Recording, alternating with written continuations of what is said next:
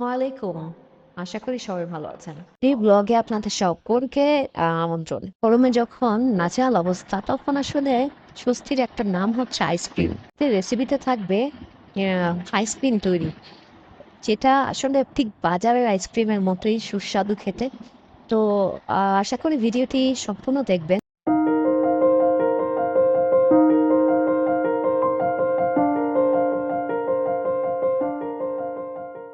প্রথমে একটি বোলে পরিমাণ মতো পানি নিতে হবে।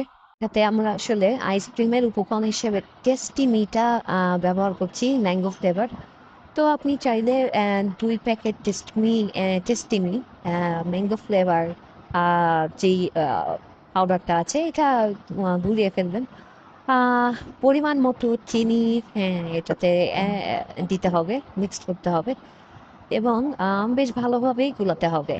আসলে গুলানোর কথা এই জন্য বলছি যে যাতে করে যেন পাউডার যেন ভিতরে না থাকে, সম্পূর্ণ যেন পানির সাথে ভালোভাবে মিশে যায়। আচ্ছা, এখন আমরা যেটা করব, আরে আসলে কিনতে পাওয়া যায় এক ধরনের আইসক্রিম মেকার বলে এটাকে। তো আইসক্রিম মেকার যেটা আইসক্রিমের একটা শেপ তৈরি করে দিবে। তো আমরা ওই আইসক্রিম মেকারের ভিতরে হচ্ছে এই জুসটা আমাদের দিতে হবে এবং এর ভিতরে হচ্ছে যে মেকারটা থাকে ওইটাতে আলাদা করে কাঠি দেওয়াই থাকে। আপনি চাইলে বাইরের যে কাঠি এটাও দিতে পারেন। আচ্ছা, আমরা সেইভাবে আরকি কাঠি দিয়ে আইসক্রিমটা ওই মেকারের ভিতরে হচ্ছে হলো যে কাঠি দিয়ে জাস্ট ওইভাবে একটা কোনোভাবে বসিয়ে দিয়ে তারপরে হচ্ছে আমরা আ এটা ফ্রিজে হচ্ছে রেখে দিতে হবে আরকি। বেশ ভালো সময়ের মতোই আরকি ফ্রিজে রাখতে হবে।